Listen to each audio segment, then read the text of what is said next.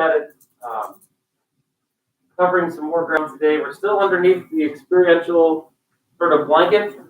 This is our last stop, I guess, so underneath the experiential umbrella. So you had Virginia Satir, you had a little Carl Whitaker, you watched that. And now we have Sue Johnson and something called emotion-focused therapy, which is rooted in something else called attachment theory, which we'll get to today, which you have to understand in order to do everything it is that you have to do. So what's really strange, I think I emphasized this on Tuesdays, emotion-focused therapy is probably one of the most well-researched and widely used brand of marriage and family therapy. And yet your book gives it about 200 words. Like it's literally like half a page and then like half of another page, and then they just move on. It's awesome that Bowen gets its own chapter, but man, to diminish emotion-focused therapy, if you just read the book, you'd think, oh, maybe 11 people use that. When in fact, nothing could be further from the truth, which is why we spend the time that we spend on it. So what do you got to do? Well, there's a little bit. Like I said, it'll take you about 8 minutes or less to read everything about emotion-focused therapy in your text in the experiential chapter. Take the adult attachment assessment. What the heck is that? Well, I'll show you that in a minute. There's a little article by Sue Johnson, and then a discussion forum post, which is based off of the adult attachment. We'll get to that in a second. Say what that is. And then a quiz, yeah, for real this week. Sorry, there was a mistake last week. And it's already up there, so I hope you didn't take it yet, because you need this first. But let me show you what's up there on week 12. We have the content. There's the little article by Sue Johnson. Here's the test of your attachment style. You can choose option A, you can choose option B. I don't care which one you do, they're both going to shoot out the same results. This is run by a guy out of Iowa State University. He's been collecting data on this thing called adult attachment. If you don't know what that is, perfectly fine. He's been collecting data on this for years and years. If you choose option A, this isn't like a company. This isn't a business. You're not really signing up for anything. You give me your email address. I did this years ago. Gosh, this has been up for so long. You can almost tell it's made like an old computer style, how old this looks. But if you give me your email address, I guess I'm a member. I don't get any emails from him. It just means that he'll send you extra stuff. You fill out the assessment, and he'll give you even more information about what you just did. Option B, you don't need to sign up for anything at all. You just hit go, and you do the assessment, and it'll shoot up the results, and it'll give you everything that you need to do. So I don't care which one you do. It literally takes 4 or 5 minutes, but if you do option B, it just starts the whole thing, and it shoots out some results. And that's what you need to do to complete what it is you need to complete. Why don't we start here? Probably starting in a slightly different place last time, but this is Sue Johnson. Isn't it fun to see a video that's not from 1979 or 1984? Yeah, she's alive, first of all. She still looks just like this. She gives talks all over the country, and she trains people in emotion-focused therapy, and she still practices emotion-focused therapy. This watch, she says, let me give you a few minutes to talk about EFT. Apparently, in Sue Johnson's world, a few minutes means 19 minutes and 20 seconds. We're not going to watch the whole thing, but I'll at least let her introduce her ideas to you, and then we'll get going. And hi, I'm Sue Johnson, and I'm going to talk to you for a few minutes about emotionally focused couples therapy, or EFT. EFT is a leading-edge couples therapy that is taught all over the world and is based on the last 50 years of research into bonding, both bonding between mother and child and romantic bonds between partners. The fact that it's based on this bonding research and science means that the EFT therapist has a map to what matters in intimate relationships, how they work, a map to how they go wrong, and a map to what is needed to put them right. At the moment, EFT has substantial empirical validation. We have 16 outcome studies and 9 studies of the process of change and how it occurs. We've also done studies with many different kinds of couples, with depressed couples, with couples facing trauma, with couples who have chronically ill children. We also use EFT with families, of course, but most of our research and work has been on couples. So what does EFT look like? EFT is really like a conversation between Carl Rogers, the father of experiential therapy, Salvador Minuchin, who's the father of systemic therapies, and including John Bowlby, who really founded the whole science of attachment and bonding. So if you can imagine these three men coming together and teaching us how to do couples therapy, you've kind of got an image of EFT. It's experiential. It focuses on how people experience their relationship, how they put together their emotional experience, express those emotions. The emotions are the music of the dance between lovers. And it's systemic in that it looks at the whole relationship and the patterns in the relationship and how couples get stuck in very negative patterns and how we can help them shift their emotional signals, change the music, and create more positive bonding patterns. The goal of EFT is not just to change the way people fight, make them more able to negotiate about issues like chores, or even feel a little more satisfied with each other. The goal of EFT is to create a more secure emotional bond. And our research says that we can do that.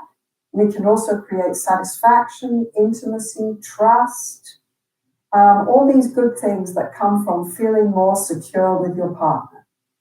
All right, that's a good enough place to stop. And of course, that's you can actually watch the whole thing. But before we take a detour here, so emotion-focused therapy is rooted in something called attachment. Some of you know what that is. Some of you have no idea what that is, but we'll get to it. But the first thing to write down looks a little bit messy, but it's actually not. In a perfect PowerPoint, this would actually be in a circle, but I couldn't find a circle to make it fit like I wanted it to fit. But you can see it starts and it ends in the exact same spot. So this is how Sue Johnson sees relationships that are healthy. It all starts with intimacy. And what we mean by intimacy might not be what your brain automatically thinks of when you hear the word intimacy. Really what we mean by intimacy is sharing yourself in whatever way, opening yourself up to someone. That's intimacy. And intimacy leads to a sense of security in the other partner, right? If someone tells you a secret, don't you instantly feel something about that person? Like, ooh, they're treating me in a special way. This must be a special person. So sharing something, intimacy leads to a sense of security, which leads to a form of attachment with that person. We'll get to that in a couple of minutes. Attachment makes you feel a special bond to this person. That bond can turn into whatever you define as love for that person. And because you feel love for that person, you in turn share intimacy with that person. And the whole cycle repeats. Sharing leads to security, leads to attachment, leads to bonding, leads to love, leads to more intimacy. And hopefully the wheel keeps spinning in a healthy way. She mentioned one of the first things, oh, and by the way, now you know, you're such a nerd in MFT, you know exactly who she's talking about. But maybe 6 weeks ago, you would have watched that and been like a conversation between who. But now you know exactly who Carl Rogers is, and you know how Carl Rogers influenced this thing called experiential therapy. Heck, you even know what that is. You certainly know who Salvador Minuchin is, so now that rings a bell. But the guy that you might not know on that list was the guy by the name of John Bowlby. Might ring a bell. I mean, I guess we did. Actually, we did mention him. Remember John Bowlby's weird role in the history of MFT? Right? Remember he's like worked with the family. It worked. And then he warned everyone, don't ever do this again. Even though it worked, for God's sake, don't do family therapy. It's terrible. Well, now he's back. And this is his influence on this. She mentioned that this theory of family therapy is based off of 50 years of bonding. Like when she says bonding, she suddenly turns British. First, she's from Iowa. She says the word bonding, and she's from England. But bonding research, what she means by this is research on this thing called attachment. Specifically, attachment theory. I guess I should have added theory at the end of that. What the heck is that? Well, this is the groundwork that we have to do before we talk about the theory. Actually, talk about the therapy itself doesn't take too long. But unless you really understand attachment theory, the theory makes no sense whatsoever, nor does the therapy. You can take a whole class on attachment theory. In fact, I took 2 of them at Ohio State. So I'm going to condense 16 weeks of information into about a half hour. And you're going to walk out of here with a complete understanding of what attachment theory is so that we can talk about emotion-focused therapy. And this 50 years of research that she talks about, I can actually show you year number 1 of that 50 years worth of research. It all starts with monkeys. What? Maybe you've seen this before. It makes the rounds in some of my classes. The search for new knowledge about our universe, our world, and ourselves. This monkey is an orphan, separated from his mother since the day of his birth.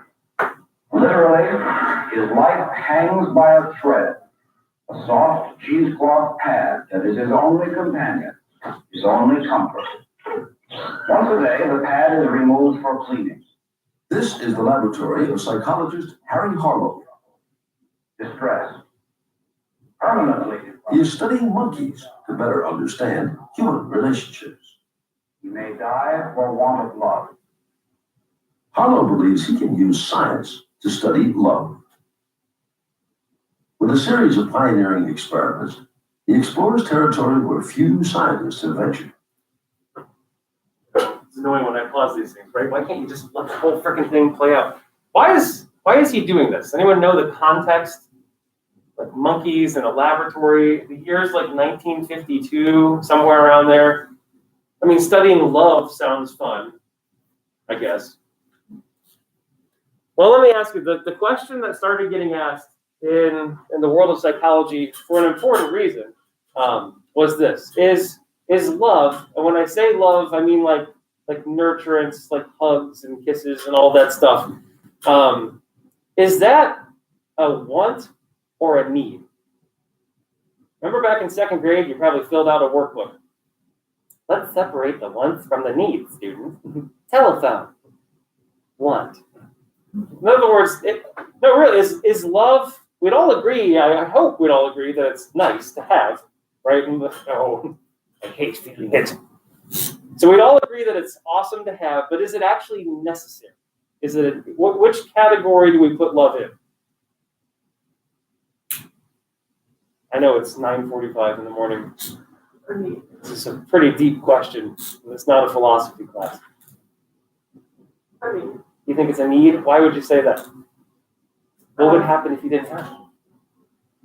You fall over? No. Need it. Love. You think it's a need? It's okay to feel that way. Anybody else? You're shaking your head. Does anyone think it's a want? Someone very famous said it's a want. All right, well, let me tell you why he's doing this. So World War II has ended. I talk like I was alive back then. Oh yes, let me set the stage. So World War II is done. Lots of people died in World War II from the United States, so it's not like we didn't pay some kind of cost. But I'm not sure. Think back to history books. Europe paid a pretty freaking heavy price. At least we didn't. Pearl Harbor happened to us, but at least our entire country wasn't bombed to like smithereens, which was pretty much Europe. Every major city was just decimated. Millions and millions and millions of people are dead, which means millions and millions of children are now orphans. So a lot of orphanages were popping up all over Europe. Some of them were really nice. Some of them were not so nice. I guess it's luck of the draw, where you come from, how much income do you have, et cetera, et cetera, et cetera. Well, what people started to notice was that children that lived in orphanages which were not so good, the children weren't doing so good. Even though they had food, they had water, they had medicine. In other words, if you just like distilled it down to the basics that these kids actually need to survive, they still weren't doing very good. They had all the what they discovered is in the better orphanages, kids got all the food, all the water, all the medicine, but they also had a staff that would pay attention to them, hold them, and sing to them. We're talking about little infants here, by the way. So people started to question, hey, wait a second, do we actually need that stuff?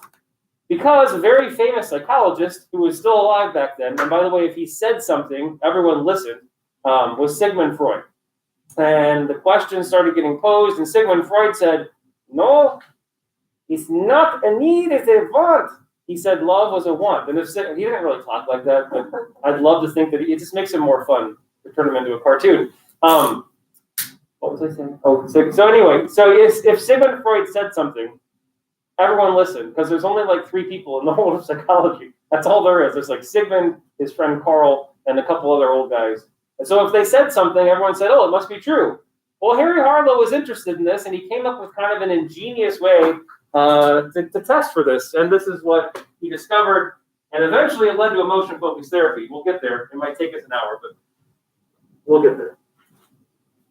Harlow said that there was such a thing as a science of love, for example, that love, the kind of intimacy that characterized relationships between mothers and infants, although in his case he studied monkeys, could be the object of science, that you literally could move love into a laboratory, put it under a microscope. Harlow is studying love because he believes it makes an indelible impact on a young life. The relationship between a mother and her child, what Harlow calls our earliest social environment, could hold the key to explaining behavior throughout life. Harlow designs a set of ingenious experiments. He raises a baby monkey, allowing it to choose between 2 surrogate mothers, a wire mother that feeds it, and a cloth mother that doesn't. A cloth mother that Harlow thinks might provide something else: comfort and love. Here's baby 106, weaned on a wire mother. He's going to the wire mother. But this infant quickly runs to the cloth mother, where he will stay for the next 18 hours cuddling.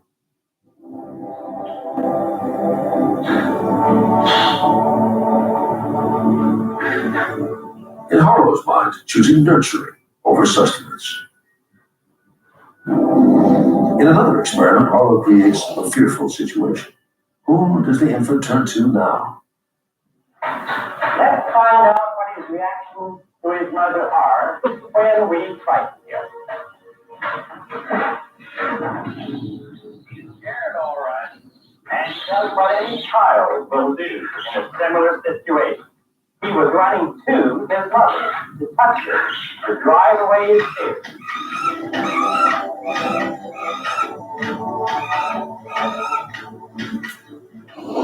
To Harlow, there is something about the experience of comfort and love, even more than food, that seems crucial to all these monkeys.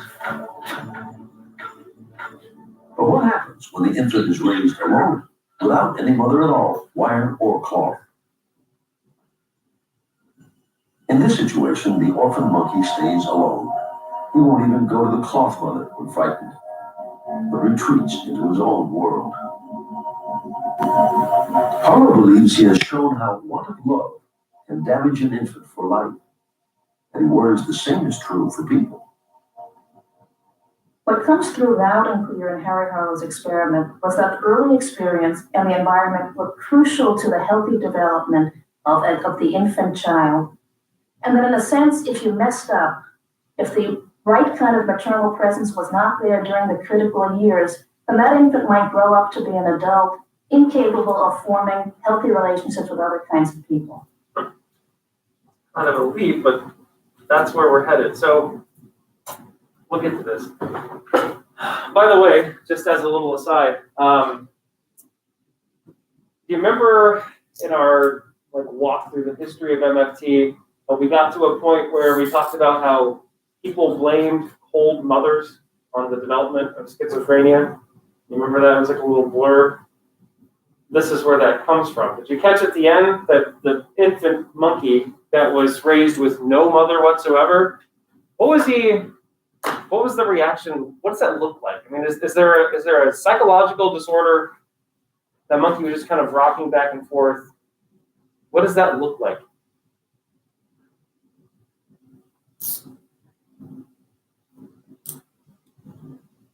Retreating to himself, repetitive behaviors.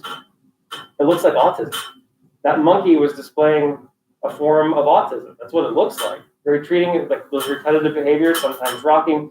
The word autism literally means within oneself. That's what it means. Retreating to yourself, no social connection at all.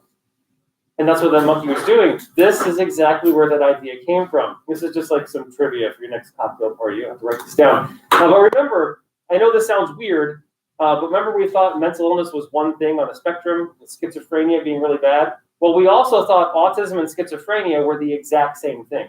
There was no separation there. Autism in kids was just schizophrenia in children. Does that make sense? So this is where that idea came from. That cold mothering, no nurturance at all, leads to this type of behavior, which is autism in kids, but we just rolled it into the blanket of schizophrenia. So anyway, he showed something pretty important, which is probably at this point in history pretty intuitive, that the monkey runs to the cloth mother. Okay, well, this is great, and that's fun for monkeys, but what about human beings? Can we make a leap from monkeys to human beings? Well, that's where, and by the way, yeah, Freud said they'd run to the wire mother, by the way. He was clearly wrong. John Bowlby, this is where he comes in.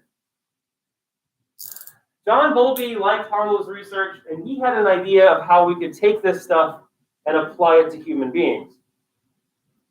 And he called his idea attachment theories. That's finally where this comes in.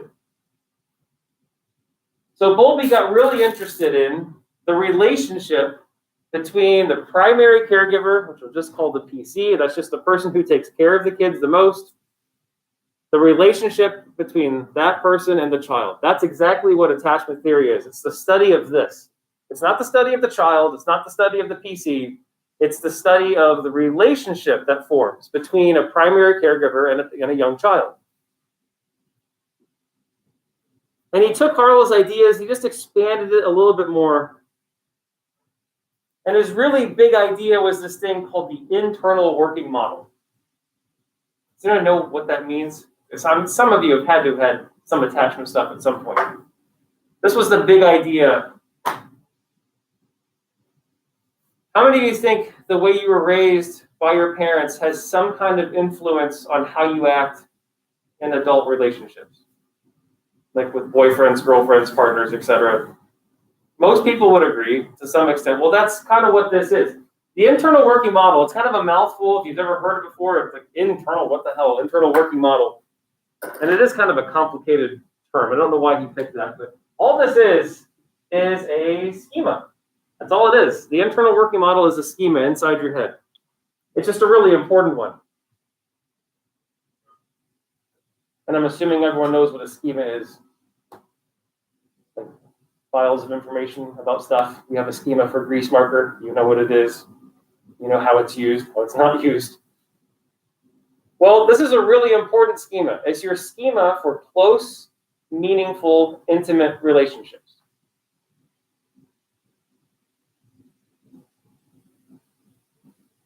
Now today, when you're 21, 22, whatever you are, when you think close, intimate, meaningful relationship, you're probably thinking of a potential boyfriend, girlfriend, partner, spouse, etc. But who was your first close, meaningful, intimate relationship with?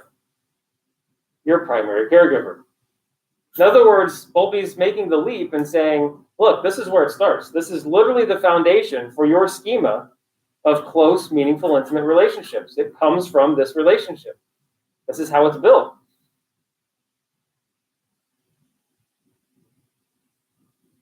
And lots of people did what you guys are like, yes, this makes intuitive sense. Yes, it does. But how do you study this? This was the hang-up. Because unfortunately, at this point, we had developed things like ethics, silly rules. We can't lock kids in cages. And I always wonder, like, how much time did they spend? Probably like a god awful on that robot, like back in 1952. Johnson, we just need something to scare the monkey. Give me 3 years. He's working on this complex thing. But anyway, how do you study this in kids? Well, luckily for John, he had a really smart graduate student working with him named Mary Ainsworth. And she came up with an idea. Now, this next part you don't necessarily need to write down, but I need to explain it so this all makes sense. She came up with an ingenious idea called strange situation. She developed a way to test what Harlow did in the monkeys with little people without breaking any ethical rules or anything like that. In fact, the strange situation still gets done today. It's still used. When I was at Ohio State, I can't count the amount of times I did it because we had a research lab there with little kids. So if you ever get into working with little kids and you go to a university that has stuff like that, you'll probably get to do this. So let me just explain it quickly. Here's what the strange situation is. Here's how it works. It's usually done with kids who are about 12, 15 months old. So they can kind of move around, but they're not talking yet. But anyway, so little kids, so anywhere between the ages of 1 and 2. And they come in with their PC, whoever their primary caregiver is. And they come into a laboratory, and it's meant to look nice, like there's toys, and in other words, it's not like a cold like doctor's office. It's meant to look like a nice, and it's usually kind of big, like this. So in other words, if the kid wants to explore, the kid can move around, whatever. All right, so and they're being watched by a one-way mirror. Okay, and I'll tell you what we're looking for in a minute. But so that's the strange situation. So what happens? Why is this strange? And how do we instill a little bit of fear, just enough so we can test the relationship? Well, we have a stranger come in, someone that the PC or the child has never met. They kind of come in the room and they try to interact with the kid a little bit. You ever try to interact with a kid that doesn't know you? Maybe you have, maybe you haven't. There's always different reactions. But anyway, so the stranger comes in. Well, then we ask the PC to leave. And then suddenly the kid and the stranger are all alone together. Like, ooh, now what's going to happen? Well, then the stranger leaves. Sometimes the kid cries. You have the mom come back, see if she can console the kid. There's like 7 iterations of this stuff, but I think you get the idea. We keep putting the kid and the parent in this strange situation just to see how they react. Okay, well, what in the hell? Well, why would we do something like this? Well, we're looking for some very important behaviors. When you do the strange situation, if you ever get a chance to do it, what you're looking for are 4 very specific, what are known as the attachment behaviors. And I think after we get through this slide, the light bulb will start to go off and you're like, oh, I get it. Hopefully. Because as we describe these,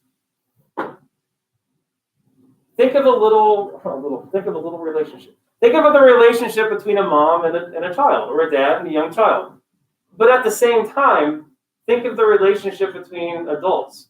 Because as it turns out, the same stuff happens in the relationship between a PC and a young child, and the relationship that you might have with a significant other in adulthood.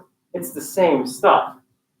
We'll start over here. First, it's just proximity maintenance. What the heck does that mean? Well, this one actually means exactly what it sounds like.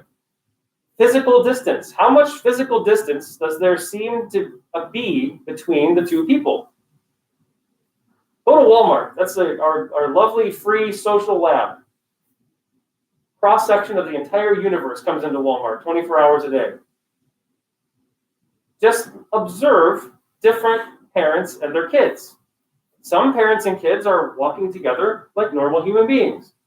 The kids here, the parents there, they walk together through the aisles. But you might sometimes see kids who are like glommed onto their parent, right? And the parent's like, don't go there, don't go there, don't go there. Hand sanitizer, oh my God, the world is dangerous. And the kid can't leave the mom. Then you have the opposite, where the kid's in aisle 52, the mom's in produce, and neither of them give a shit. So you've got some with, doesn't this sound familiar? A nice balance between separateness and closeness. Oh my God, see all this? They're all together, they're all the same stuff. So proximity maintenance. Now think of adults. I'm sure you've known someone who gets in a relationship and just, it's like super glue. They never leave each other's side, they're always together, like, oh my God, you guys make me sick. Like, just let go for 5 minutes, let go. Then you might also know some people who are dating, and you're like, you guys are dating? You guys are never even together. So proximity maintenance, literally how physically close do people have to be? Now the next one starts, because this is where we start to see some connections later to therapy. So make sure you understand this one. Safe haven, what does this mean? Well, safe haven means when the kid is scared, who do they seek out? Is the PC a safe haven? And vice versa. Does the PC seek out the kid when the kid's in trouble? You guys are great, but if my 9-year-old was here and she got scared, I'd be a little upset if she ran to you. No offense. Like what? Right? The kid is supposed to go to, that's why we call it safe haven. The monkey, the cloth mother was the safe haven. Got scared, he didn't run to the one that gave him food, ran to the one that made him feel good. Well, again, adult relationships, if you have a boyfriend or girlfriend or whatever, wouldn't you get pissed if they went to someone else when they had problems? Like, why did you go to Judy? I don't know who Judy is, but I just made it up. Right? So you want your partner to come to you if they have problems. You're supposed to be their safe haven. Number 3, this one's exactly what it sounds like. When you separate, how much distress is there?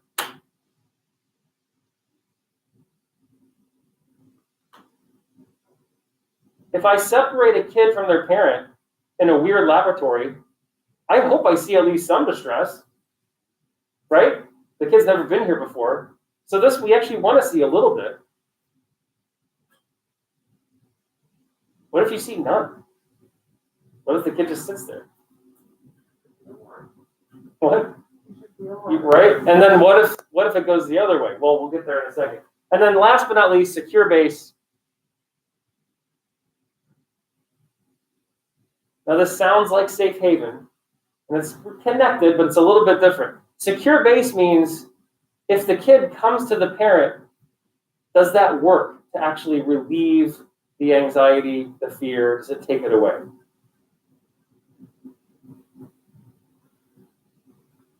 If a kid is crying because they're scared and the mom comes and picks up the kid, usually kids calm down. Why do they calm down? Well, because mommy's holding me now, I feel better. That's what I needed. That means, okay, there's a secure base there. But what if that doesn't work? So what do you see? When you do the strange situation, are there like infinite? They had no idea. How many combinations are we going to see? Like this seems almost so subjective. It's talking about parents and their kids. Well, it turns out you only see one of 4 different patterns.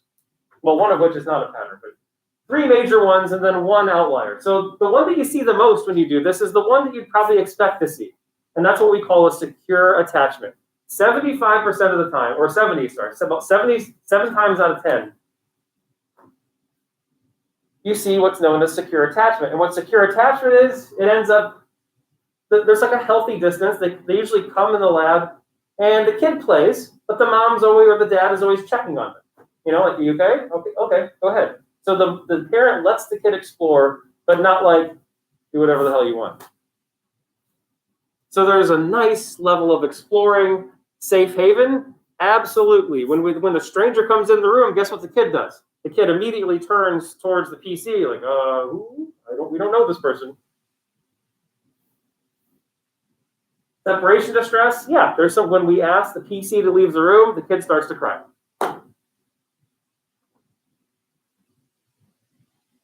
And then secure base, yes, it works. Mom picks up the kid stops crying.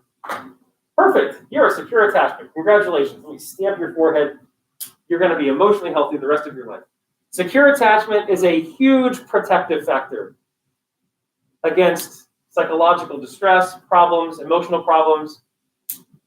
If you ever study child development or psychopathology, secure attachment always gets brought up. It's always a huge, important thing to have.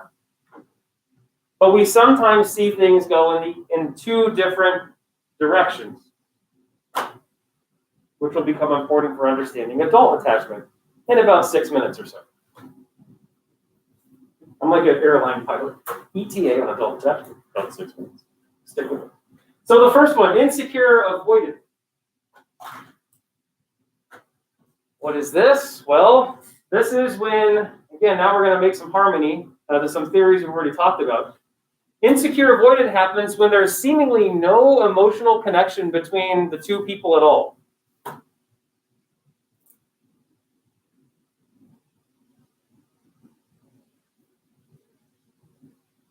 In other words, when they come in the room, PC's over there, kids over there, they're both doing their own thing. All right, that's no big deal, I guess. Maybe they're just really brave. They don't care. But when the stranger comes in, here's the deal with an insecure avoidant.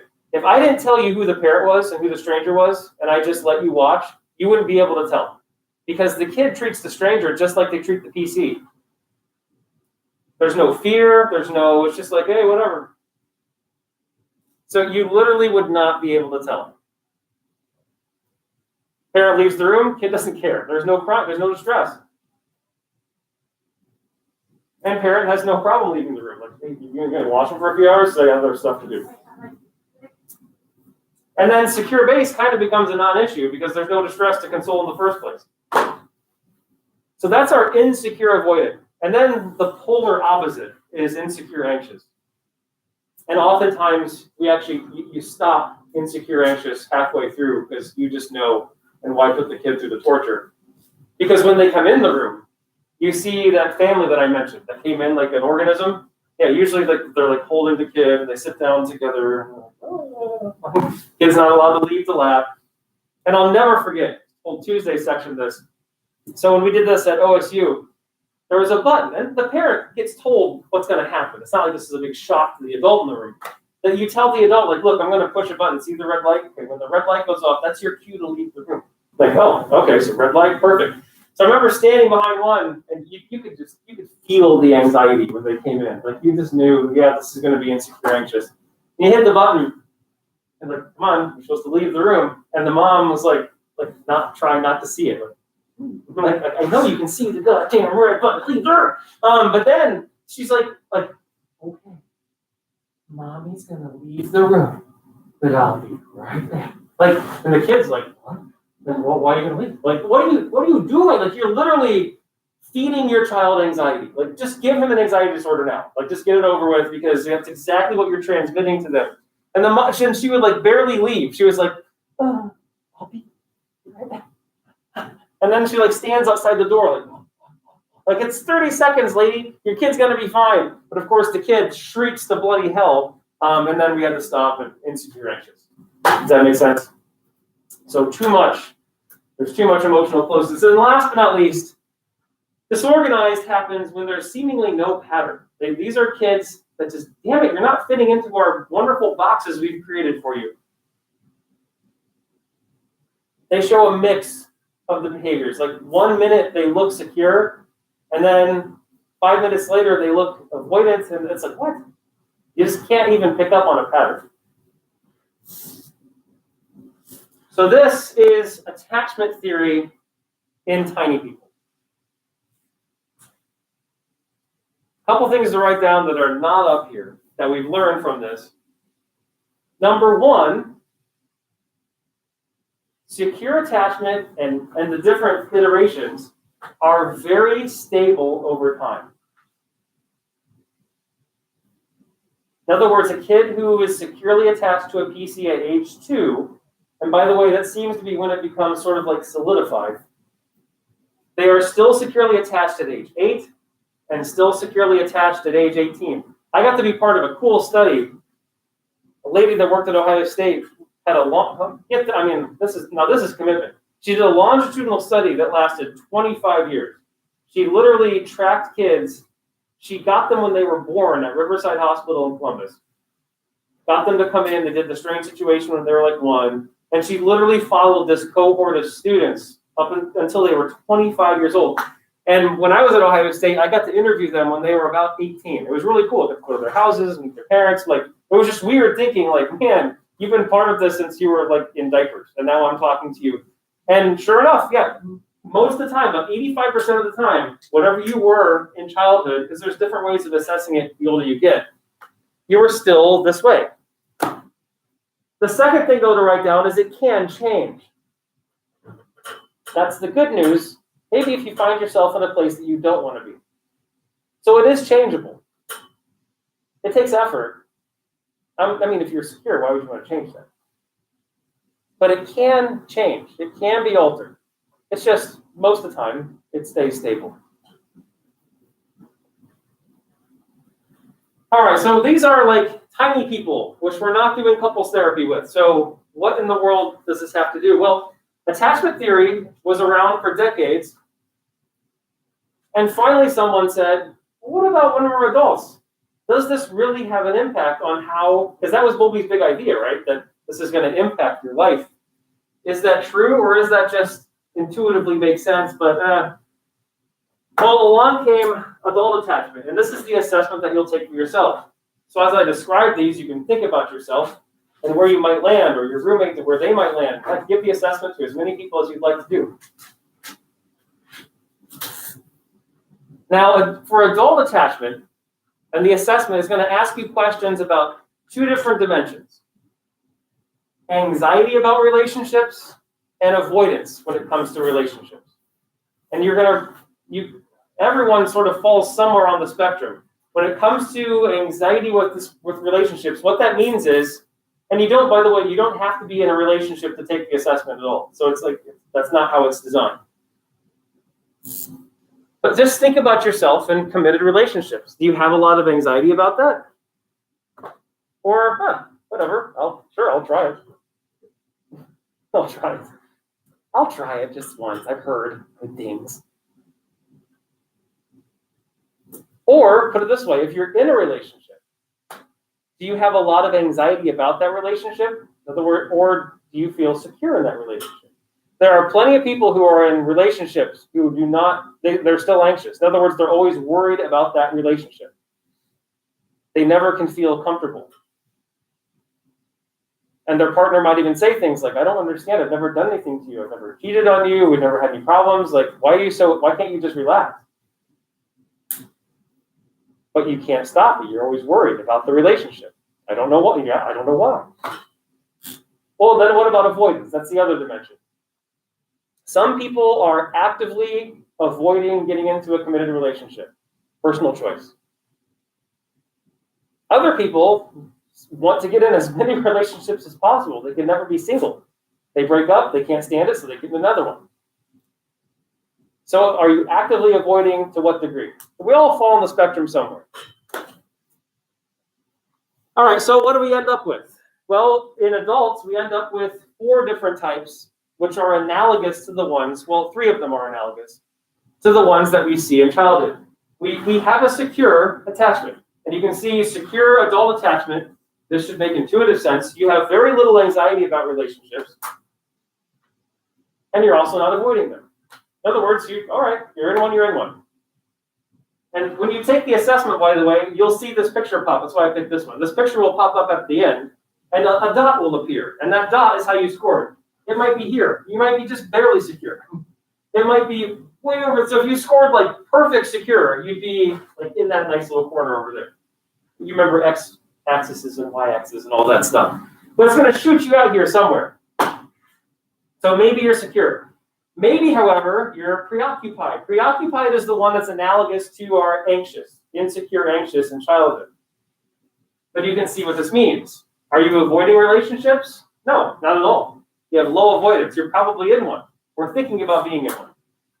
But this is the person that when they're in the relationship, they just can't stop being anxious about it, which was why we use the word preoccupied. You're always preoccupied about the relationship. I texted you 5 minutes ago. You never texted back. I didn't look at it. I called you. I had to leave my school. Who are you with? Who are you with? Who is she? What? So that's the preoccupation. You're always worried. You're never secure in the relationship. To a degree. That was obviously a silly, extreme example. Well, then we have the fearful avoidant, and this is the one that's analogous to insecure avoidant. You have anxiety about relationships, therefore you avoid them.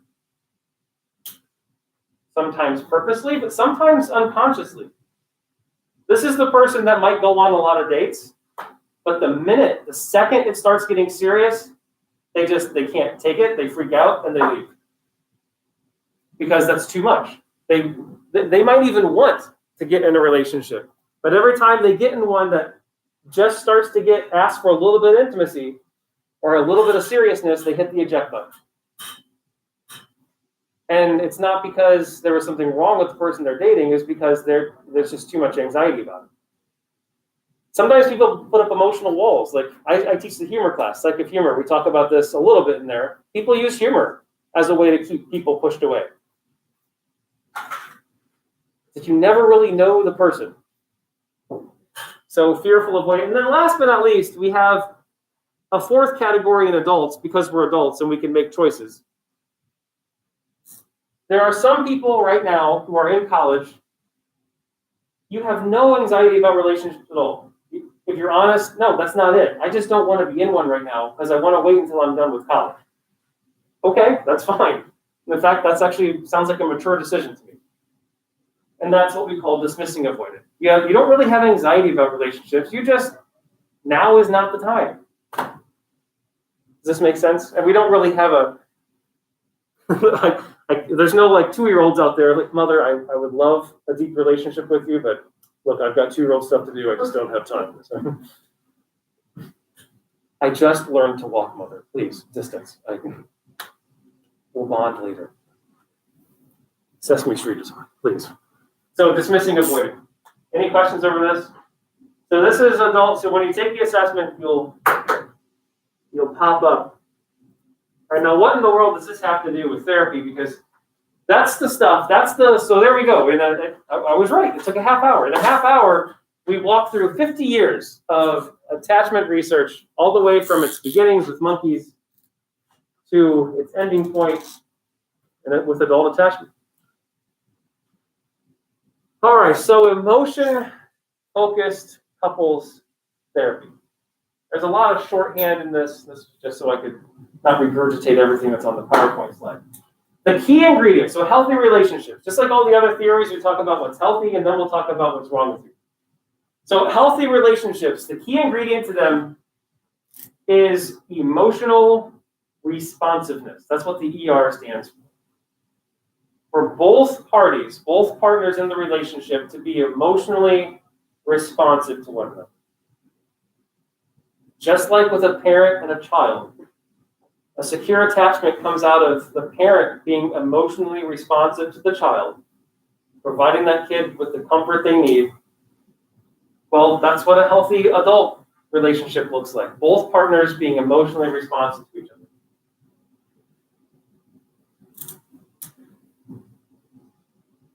All of us, it turns out, have an innate need for what's called emotional security in our life.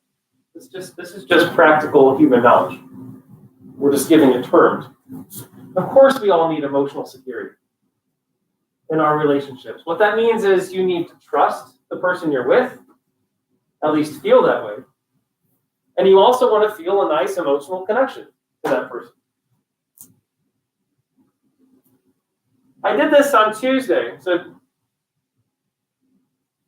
let me just show you, now that we've gone through like the basic attachment stuff,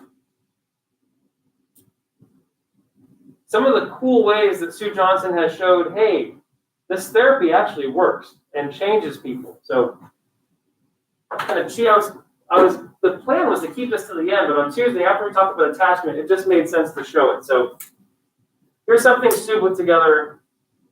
Not those people, here we go. Just think of all the stuff you just learned about attachment theory.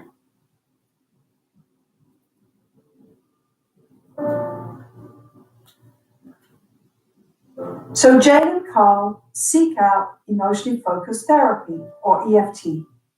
Before their first therapy session, Jane lies in an MRI machine for a brain scan. She signaled that a shock to her ankles might be coming. Alone in the machine, her brain lights up like the 4th of July sky, and if and when the shock comes, she reports, it hurts. When a stranger holds her hand, the results are the same. When Carl holds Jane's hand, her brain activity again indicates real alarm, and she says the shock is painful. Contact with her husband does not soothe or calm her brain. After Jane and Carl's last therapy session and bonding conversations, Jane is again alone for the fMRI, and her brain lights up when she sees the X, indicating a shock is coming, and the shock hurts. When a stranger holds her hand, her alarm response and her pain are a little less. But this time, when Carl holds Jane's hand and she sees the X, there's a powerful difference. Middle brain activity indicating any kind of anxiety or threat can be seen. The loving contact she now perceives from her husband's touch changes how her brain encodes this threat.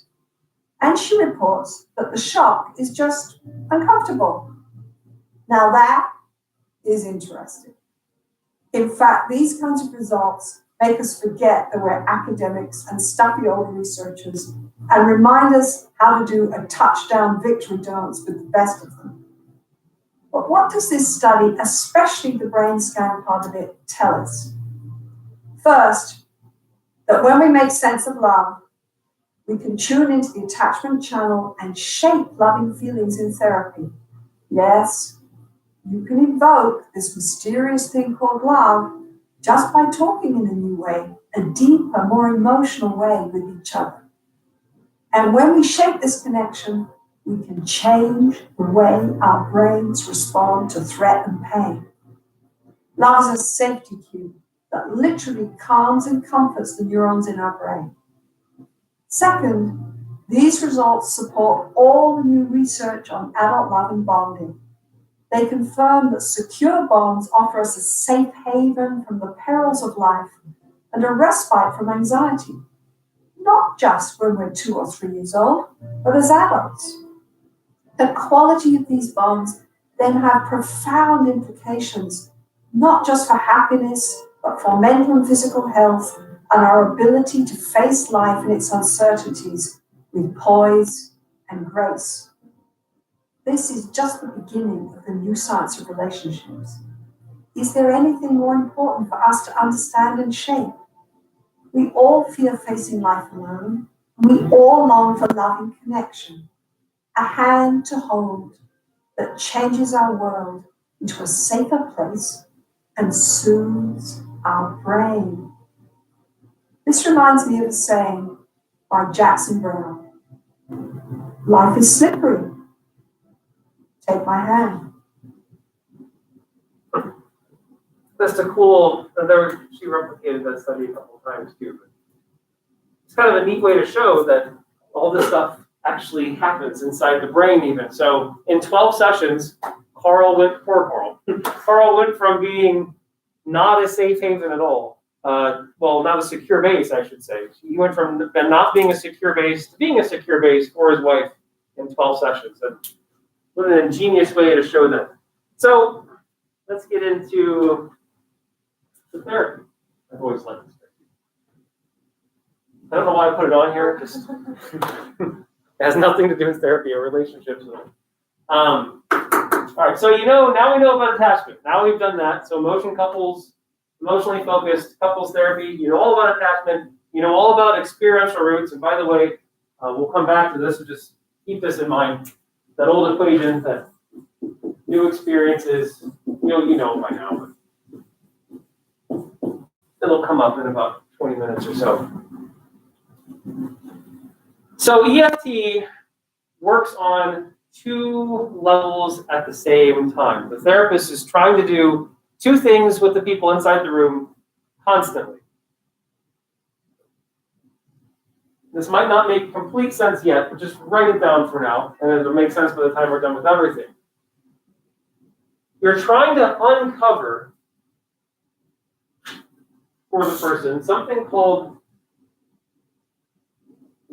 primary emotional needs and triggers. Trust me, this will make sense later on. And you're trying to help both partners understand how these primary emotions are impacting their relationship.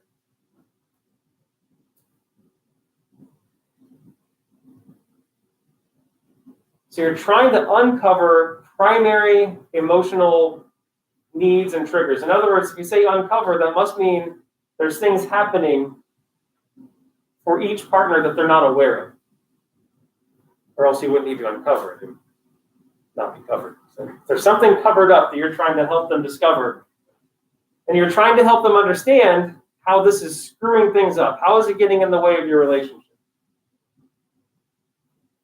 You can probably tell by the way Sue Johnson talks, and you'll see her in therapy in a little bit. The communication of the room is very specific. Everything the clients say is framed within attachment theory language. The problems they present to you, the issues they bring up to you, everything they talk about gets framed in the language of attachment theory.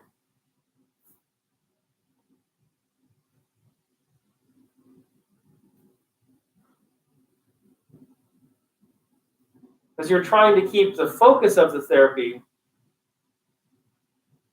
away from blaming each other for what's happening. So you frame everything in attachment theory language. You'll see examples of this.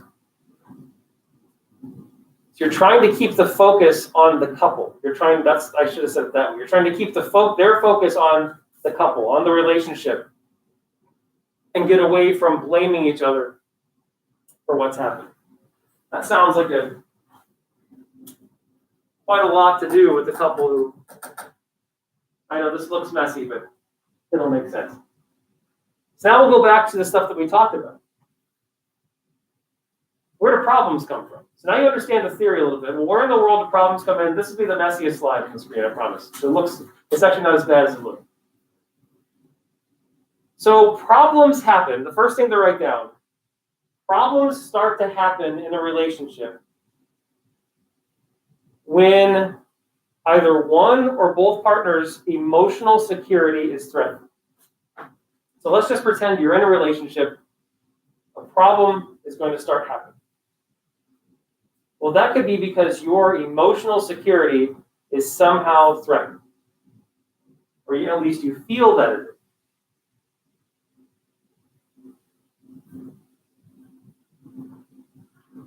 I'll explain this, and I'll show you a couple who's displaying this better than any other couple I could show you. People that come from anxious roots, so are insecure, maybe the preoccupied individual, okay? So people that come from that root, what they're going to do when their emotional security is threatened is they're going to try everything they can do for reassurance, getting that person closer. But they do it in unhealthy ways. Fighting, arguing, rage.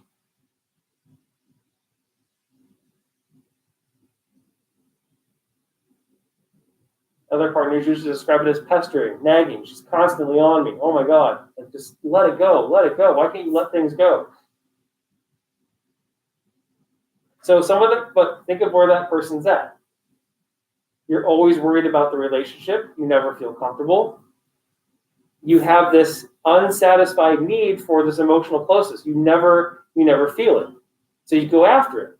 Well, this is going to start. It doesn't always start off extreme. It usually starts off subtly, but it spirals out of control. So what does partner B do? Well, two anxious people don't come together. Things are more harmonious than that. The other person who comes from the avoidant background starts your classic cycle. What do? They shut off because they don't allow for closeness, right? We're in that fearful avoidant. Do we still have emotional security needs? Of course we do. Everyone does. But that person's natural response is to stonewall, to cut off. Because sharing too much is too scary. Getting too close is too scary.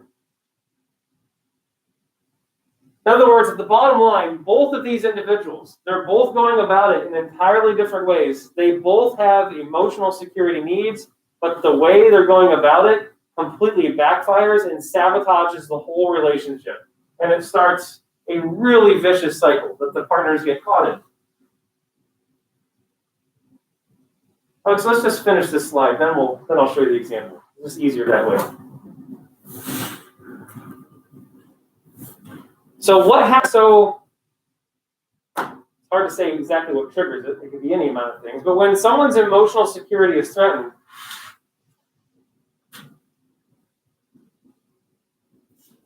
There's a difference between what a person feels and what the person expresses. And this is actually the problem.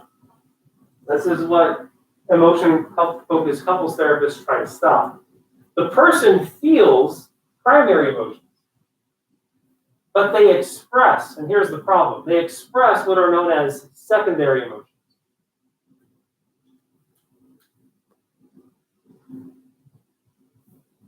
Primary emotions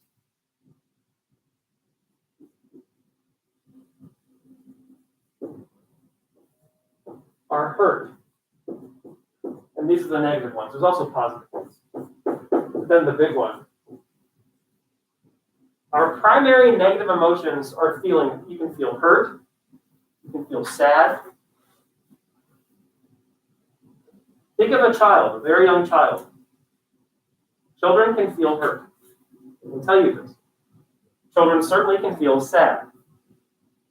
And children can feel fear.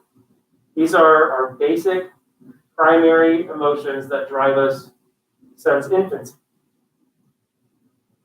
There's positive ones, but unfortunately this is hurt. Well, that's what the person feels.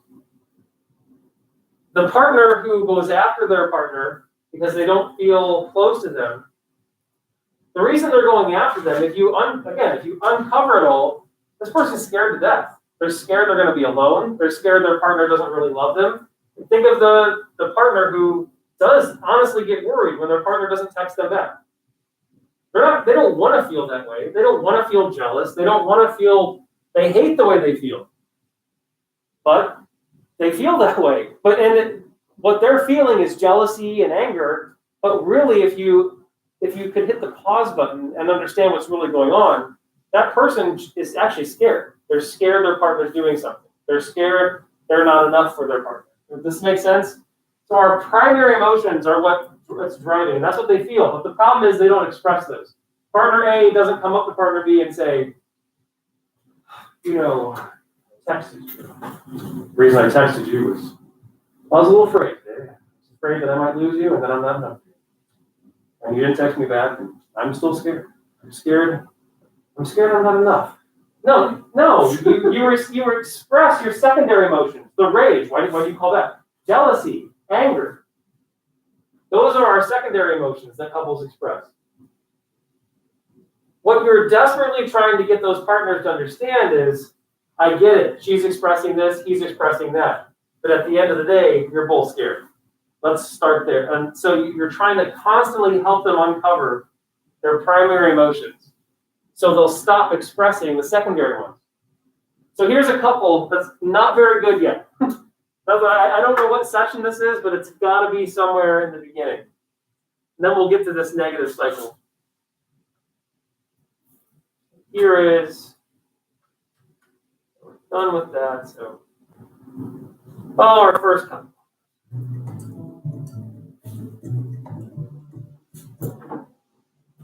I don't even need a who's right. I don't need to always be right. I would just like to be heard. I'm sorry. I hear that you feel that way, Rhea. I don't mean it to be like that. I love you. That would be okay. I don't need to hear if everything I said is right. I don't really agree with you, Rhea, but I hear what you're saying.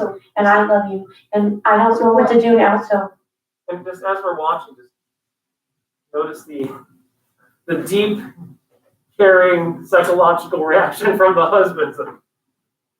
His hand is not going to soothe her threatened brain in the fMRI machine anytime soon. So. I gotta go. Right, so you help me, you're saying something incredibly powerful to this man. Okay. What you're saying to him, if I'm hearing you right, is you're saying to him, Matt, I don't need you to be perfect. I don't need to be right. I don't need you to be right. I don't need you to fix it. I don't need you to fix it. It's okay for me to be disappointed sometimes. I just need to know I'm important to you and you can reach me. That's all I need.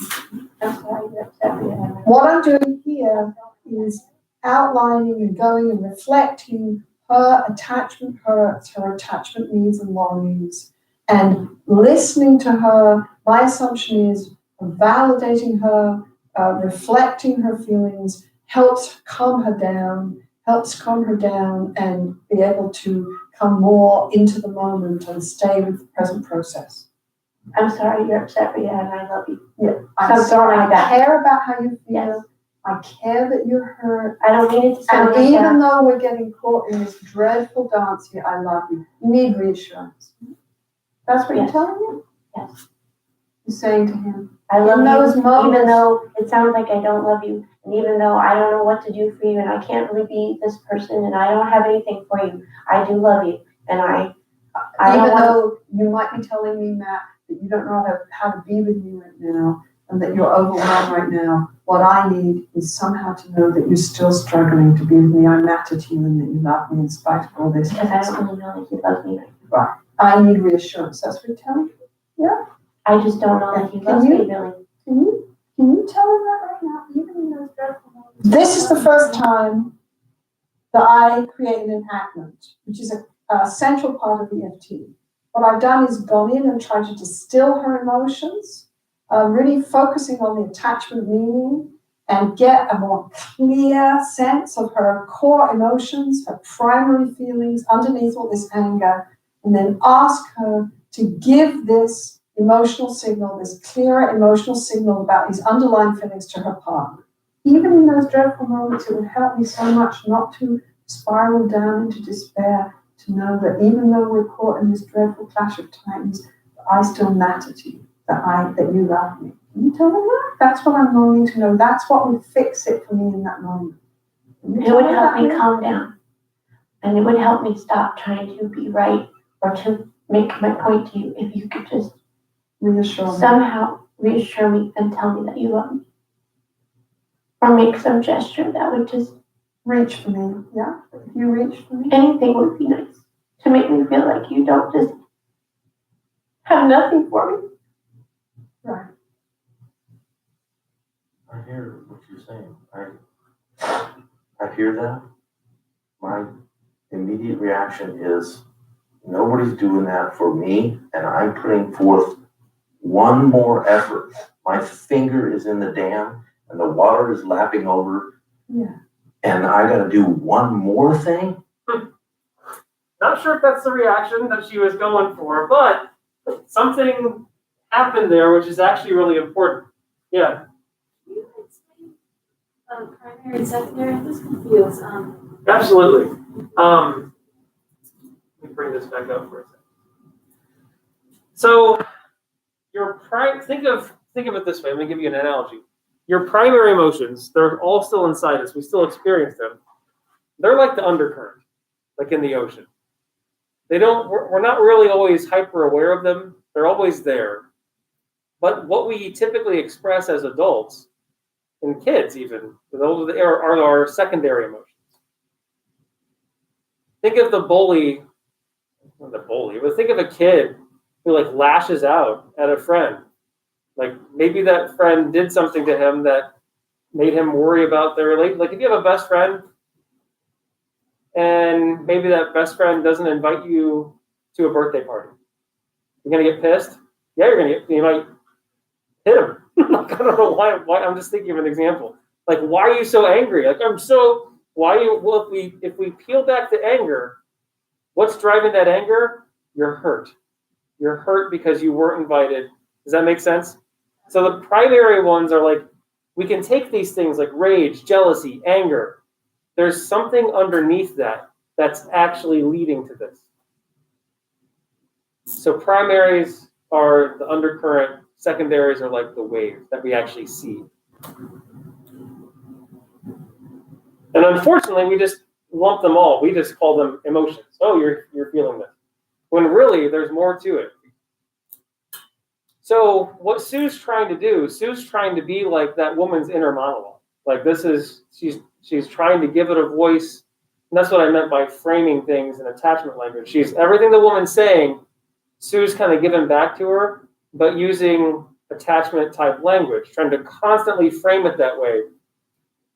The guy, and I get it, it's a perfect example of what that pattern we just talked about, how she's trying to get closeness by the talking, the nag, the conflict, she's the worrying, and he's just, I hear you.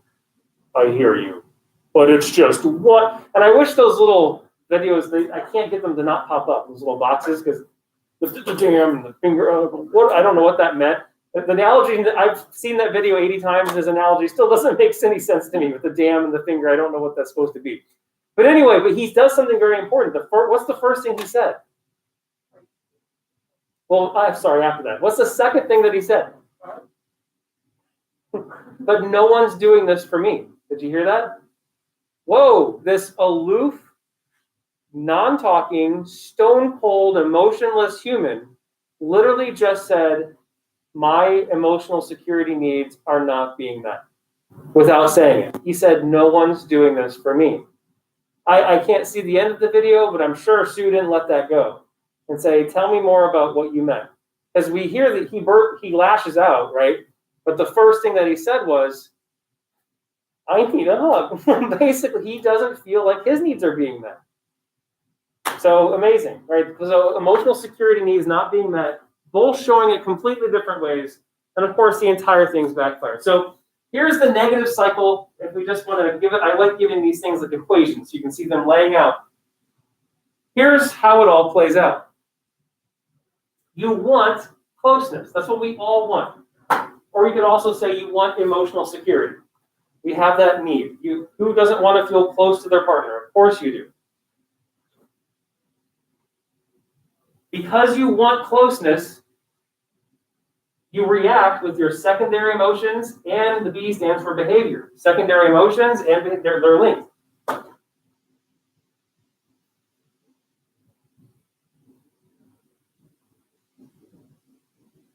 She expresses anger and she lashes out at him. She expresses anger, she lashes out at him. She expresses jealousy, lashes out at him. He feels his primary emotions and sits there. So there's a secondary emotion. And he's also, I'm sure he's also told her many times that he's so annoyed by how she acts. Like, why can't you just stop it? So what that I don't know, I meant to take this away. I don't know what the P means. So that leads to emotional distance. That's what the ED stands for. This cycle, all it does, this is why I said it backfires. It just keeps pushing them further and further away from what they both want. Because they're not being emotionally responsive to each other. Again, what you're seeing with that couple, that's usually the result of years of this happening. It doesn't always start off this way. It starts off calmer, but if needs are never met, it gets a little worse. It gets a little worse. It cycles through until they're so emotionally distant.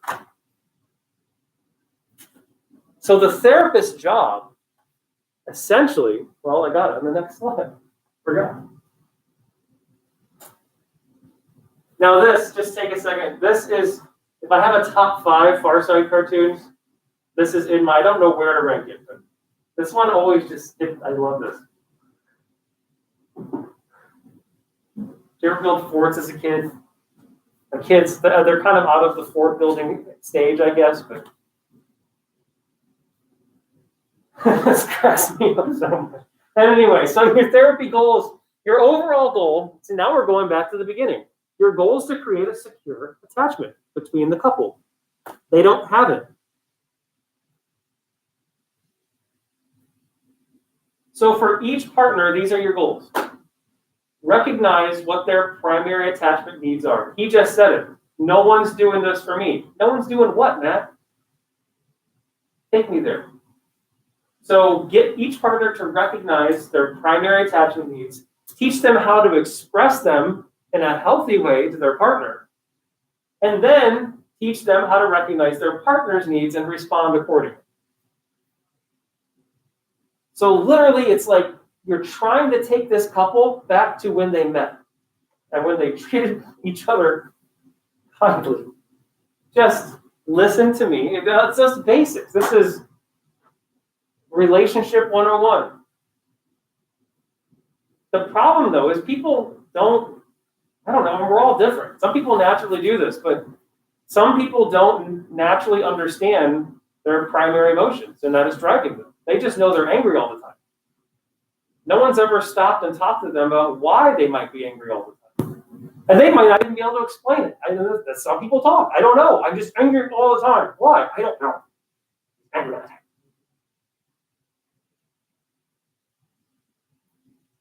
Because they've never sat in a class and learned about Harry Harlow and his monkeys and attachment theory. Not everyone knows this stuff. This isn't like, go back to Walmart and quiz people. Can you describe an insecure avoidant attachment? They're going to punch you. All right, so here's a different couple, and you'll see, well, let me show you this. We're not going to be writing this down, so trust me, there's lots of steps. There's lots of stuff. I'm going to distill it for you. And I'm going to show you a couple that's in stage 1. So there's 3, this is what I do want you to write down. There are 3 stages to emotionally focused couples therapy. 3 stages, look at this. 1, 2, 3. There's 3 stages to the experiential process. This is amazing. This, new experiences, is happening in stage 1. Stage 1, 2, and I know there's 4 things there, but there's really 2 important things that happen. You're trying to uncover those primary emotions, get people to understand what they are, and you're more or less teaching them attachment theory language. You're framing everything in attachment theory language.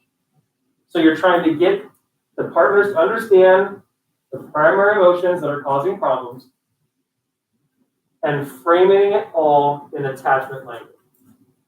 So 2 big things. And we call this de-escalation. What's really happening for you, and you're going to constantly frame it in attachment language. So you don't really teach them the theory. But you just speak that way. It's a different way of talking. And here's a couple that's in stage 1. Learning how to understand this stuff.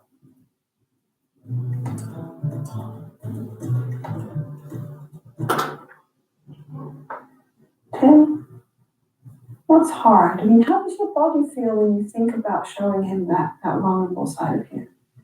Can you feel that in your body? How does that feel? You said The sad. vulnerability. Yeah. The sadness is like a stone in my belly. Is it? Yeah, sort of like, oh. And wanting to lift that stone out, so to speak. Because there is something. The vulnerability. You don't want to be vulnerable. It's so I don't painful for you. It's so painful to be vulnerable. Right. Whereas I think you have seen me in vulnerable situations more because I have medical problems.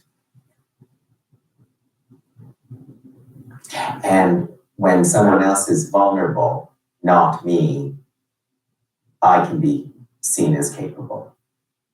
Ah. That's just So there's a sadness here when your partner says, I don't really see, you don't really show me that softer part of you. And there's a sadness there and it feels like a stone in your stomach, right? Mm-hmm. But somehow you help me. It's like what I'm hearing is for you to actually touch that vulnerability and show him there's something about not being capable there, not being strong. Is that it? Not really knowing how to do that. How do you show that vulnerability? How to actually name it or to stay with that vulnerability. So she literally took what he's saying, sadness. She uncovered as a primary emotion. He's literally telling her he doesn't know how to show that. He gets what she's saying, but he doesn't know how to express that to his partner. So it comes off in different ways. And feel comfortable about doing that. And to me, that's And it you know, you could say it's associated to trust or intellectually you can, but it's very, very difficult to actually. It's difficult for all of us, yeah? To give that up. It's difficult for all of us, right? Yeah. Right. And we all have that sense of needing to protect ourselves, right? And I think what you guys are telling me, I mean, we go back and talk about your relationships, your past relationships. We've often learned that it's a very bad idea to be vulnerable. We're talking about that you guys are also in a cultural context where that's not encouraged to be vulnerable like that. And to some degree, we have been vulnerable because of Yes, you cultural have. context. Well, you've been together for a long time, and so is that what you mean? No, I mean being gay. That's what I being mean, vulnerable. yeah. Yeah. Yes, you're even more vulnerable gay. Yes, There's a vulnerability about being gay, Mhm. period. exactly. So there's an even, you need to protect. I validate and normalize their need to protect themselves as individuals and gay men in a heterosexual world. So what's happened to them since? Well, I've continued to work with them. We've had 7 more sessions since you saw them, and we continue to work in stage 1. We're still working on de-escalation, which in a withdrawal couple is getting each of them to engage Out on the dance floor. out Yes. on the dance floor. And interesting that you talk about the dance floor, because they now describe their relationship as what did they say? Instead, they've moved from a tribal dance where they were each jumping up and down in one spot individually into doing a fluid waltz together. That's beautiful. Those are their images. That's So beautiful. I they're love feeling- that. So I guess what happened there is Sue must have jumped in to help with some therapy that was stuck or something like that. So then we have stage 2, and stage 2, of course, is where our new emotional expression happens. Well, you've uncovered their primary emotions. You're teaching them the language of attachment. So the partners learn how to start expressing these to each other.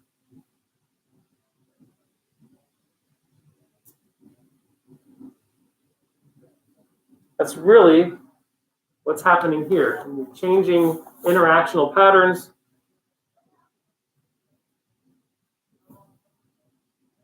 You teach them how to express their primary emotions to each other. That's really the main thing that's happening there. So authentic expression of primary emotions without, by the way, letting the secondary emotions bubble over. And then stage 3 is your new way of being. By new solutions, we simply mean learn how to respond to each other's expression of primary emotion. Learn how to recognize. This is actually a powerful leap for a lot of couples. And you can maybe think about this in your own relationships. The next time someone gets angry at you, so here's a challenge. And it's intuitively hard to do. Because think of yourself being in this moment, like, I don't know if I'd be able to pull myself back. But this is why this is so powerful. Next time someone's angry with you, think about what primary emotion is causing that in that person. What's hurting for them? Why are they so sad? Or what's scaring them? That's a really, right? Who in the moment has the ability to do that? Well, think of some really calm people. There are lots of people who, when they're getting yelled at, they can just stand there. And they're thinking, remember Virginia Satir? Perfect example of this. You could be yelling at her and angry, and she's probably thinking, who didn't give you a hug? Like, tell me, like, right? And some people have this ability. Like, why are you so, can you imagine doing that to someone that they're yelling at you and you just look at them like, why are you so scared? Like, I wonder what would happen. Like, no one's probably asked them that before. And it might make them pause and like step back. Like, what did you just say? You're going to sound like some kind of guru to them. So we've got our new experiences, we have our new experiences, we have new emotional expression, and then hopefully that leads to a new way of being. Any questions? We did it. Crossed the finish line. 7 minutes early. Well, that's it. There's some stuff to do. Go assess yourself. And I'll end the stream.